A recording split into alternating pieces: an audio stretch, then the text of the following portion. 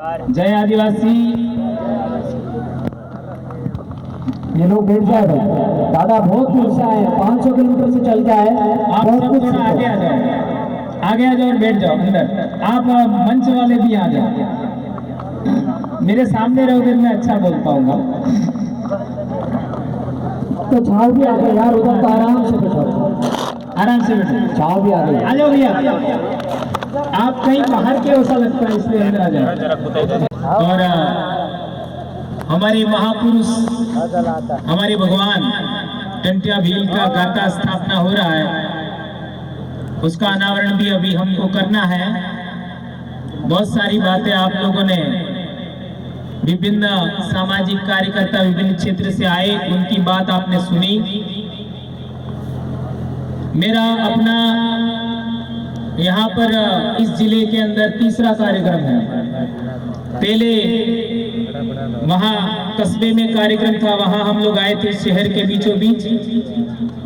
इसके बाद में कट्टीवाड़ा में आए थे और आज हमारा तीसरा कार्यक्रम जिसमें मैं आया हूँ। आप लोगों ने बहुत सारी बातें सुनी और आगे भी सुनेंगे। कुछ महत्वपूर्ण बातें हैं जो आपके बीच में मैं रखना चाहता हूँ, क्योंकि जड़ को समझे बगैर हम लोग किसी भी बात को उतने अच्छे तरीके से दूसरों को नहीं समझा पाते। चूंकि मैं एक शिक्षक हूं, तो शिक्षक का दायित्व यही होता है, कर्तव्य यही होता है कि वह अपने बच्चों को भी पढ़ाए, अपने बच्चों को मतलब अपने स्कूल के बच्चों को पढ़ाए और समाज को भी पढ़ाए। तो समाज को पढ़ाने के लिए हम लोग बोलते रहते हैं, जन जागरण करते रहते हैं। आज भी मैं 3 से 4 घंटा पढ़ता हूँ, इतने स्टूडेंट भी नहीं पढ़ते हैं। तो आप लोगों से मेरा अनुरोध है, विशेष करके क्योंकि मैं शिक्षा जगत से जुड़ा हूँ, तो आपको लगातार पढ़ना पड़ेगा और उसके अंदर जो चीजें अच्छी हैं उनको हमें ग्रहण करना है और जो हमारे अनुकूल नहीं है उनको हमें छोड़ना है। मेरे समाज के भाइयों बहनों, कोई भी व्यक्ति का मतलब महिला पुरुष दोनों परिपूर्ण नहीं होता। उसके अंदर कुछ कमियां खामियां हो सकती हैं, उनको हमें और सुधार करना है और वो सुधार अपने अंदर होता है, कोई दूसरा नहीं कर सकता। तो हम लोगों को लगातार अपनी क्षमताओं का वर्धन करना है, अच्छे से अच्छा नॉलेज इकट्ठा करना है और अच्छे से अच्छा बोलना सीखना है। ये बात आप लोगों के बीच में सबसे पहले मैं कहना चाहता हूं। दोस्तों, अभी पिछले दिनों बाढ़ सी आ गई है आदिवासियों के बारे में बोलने में। कोई कह रहा है कि आदिवासी इस देश का मालिक है। अभी राहुल जी ने बोला था, तो ये बात हम लोग पहले से कह रहे हैं। जागुआ में ही हम लोगों ने आदिवासी एकता परिषद के कार्यक्रम में मैंने एक स्लोगन दिया था कि जय जोहार का नारा है, भारत देश हमारा है। इस आर्टिकल के अलावा एक और आर्टिकल हमने बोला था कि वनवासी नहीं आदिवासी है हम, आदिवासी ही नहीं भारत देश के मूल मालिक है हम। ये चीजें आप लोगों के माध्यम से बार बार समाज के बीच में रखी गई और इसको ज्यादा लोकप्रिय होने की वजह से जो हमारे समाज का अंदर से भाव था, हमारे अंतर मन में हमारे पूर्वजों की आवाज थी, उस आवाज को आप लोगों ने अच्छे तरीके से समाज तक पहुंचाया, लोकप्रिय हुआ ये आर्टिकल। तो आज की तारीख में सबको बोलना पड़ रहा है, सभी बोल रहे हैं और एक दिन आएगा जो नहीं बोलते वो भी बोलेंगे। जो वनवासी बोल रहे हैं ना वो भी बोलेंगे। तो उस दिन तक हमें अनुशासन में रहना है, पेशेंस रखना है, धैर्य रखना है, उलझना नहीं है। मैं बार बार कहता हूं, पिछली बार भी मैंने पाताल पानी में बोला था भेद नीति की बात। हमें आदिवासी बनाम आदिवासी नहीं होना है। यदि आदिवासी आदिवासी से लड़ने लग गया तो दूसरे लोग कामयाब हो जाएंगे। ये बात ध्यान रखो। आदिवासी बनाम आदिवासी यदि हम हो गए तो दूसरे लोग कामयाब हो जाएंगे। तो क्या आप लोग दूसरों को कामयाब करना चाहते हो कि आदिवासियों को कामयाब करना चाहते हो?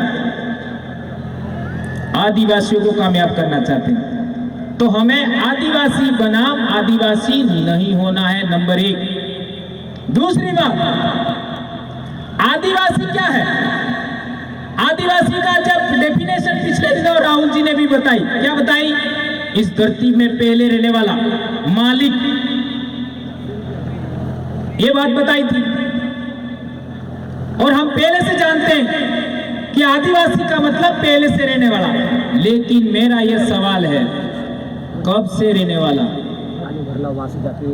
ये कोई नहीं बोलता है। कब से रहने वाला?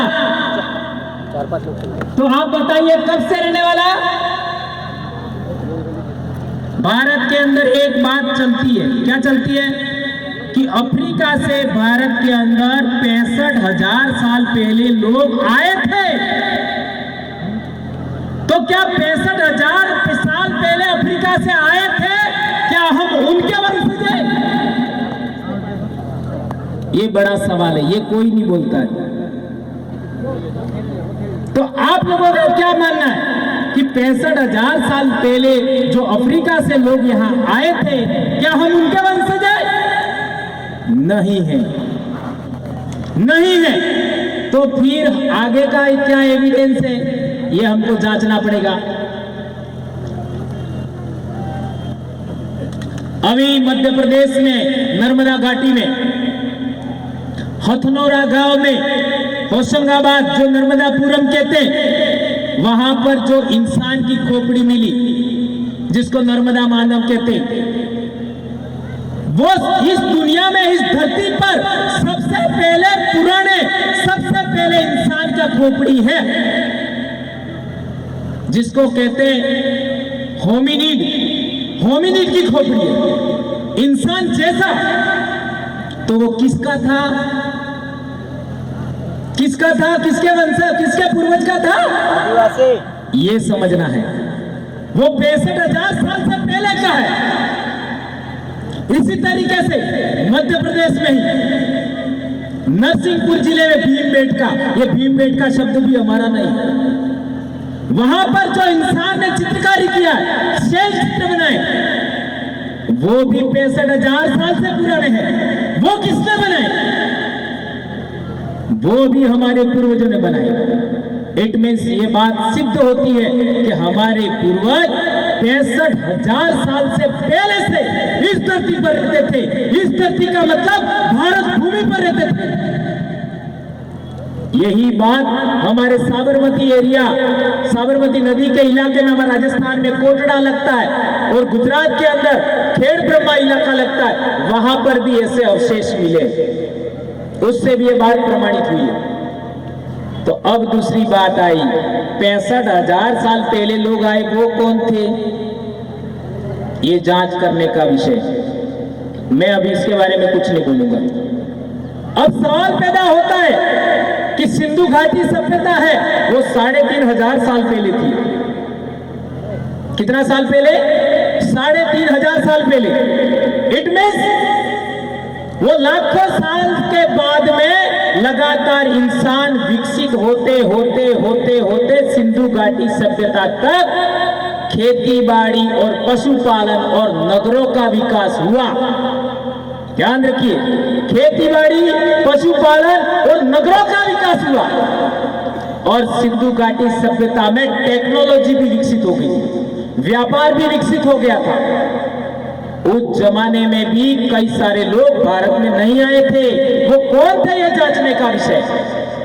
इसके बाद आप इतिहास देखते हो तो पूरी दुनिया के अंदर जिसको हम धर्म कहते हैं, धर्म को मानने वाले लोग हैं, वो भी भारत में नहीं आए थे। धर्म को मानने वाले लोग पहली बार भारत में आए हैं 516 ईसा पूर्व के आसपास।